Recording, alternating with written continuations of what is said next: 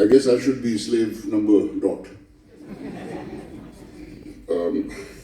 I guess there's no point talking about what Shyam meant to me and how much he did for me and what I owe him and how his filmic vision affected the landscape of filmmaking in the country and his generosity and his kindness. These are all givens. There is a line by Khalil Gibran in his book, The Prophet, where he says, work is love made visible. And if you cannot work with love, then it's better that you should leave your work and sit at the gate of the temple and take alms from those who work with joy.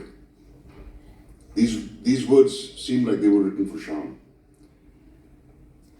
I've always believed that death is the most unimportant part of life, and ironically the only inevitable part. What is important is what you do with the time you have.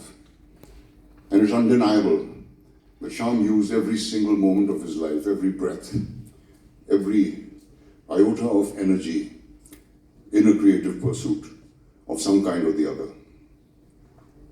And something tells me he's not through.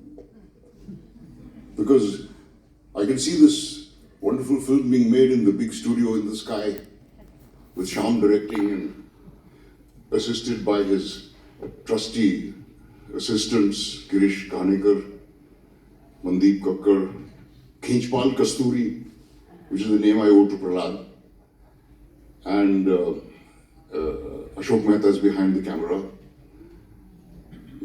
Vanraj Bhatia is doing the music.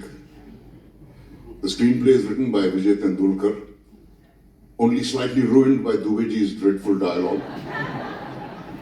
And of course it stars Girish and Smita and Amrish and Om, with guest appearances by Sadhu Meher and Priya Tendulkar. I feel kind of wistful I'm not in that film. I suppose I should be grateful for small mercies. But there are a couple of passages I would like to read to you from The Prophet, which may offer some solace to my foster mother, Neera, and my foster sister, Priya. And a woman said, "Speak to us of joy and sorrow."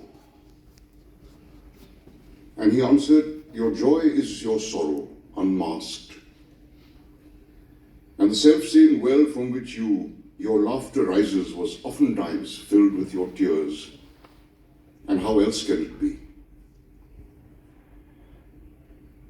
When you are joyous, look deep into your heart and you will find it is only that which has given you sorrow that is giving you joy. When you are sorrowful, look again in your heart and you will find that you are weeping for that which has been your delight. Some of you say joy is greater than sorrow, and others say, nay, sorrow is the greater. But I say unto you, they are inseparable. Together they come. And when one sits alone with you at your board, remember that the other is asleep upon your bed. Just as the heart of a fruit must break, that its heart may stand in the sun, so must you know pain. And could you keep your heart in wonder at the daily miracles of your life, your pain would not seem less wondrous than your joy. And you would accept the seasons of your heart, even as you always accept the seasons that pass over your fields. And you would watch with serenity through the winters of your grief. Thank you.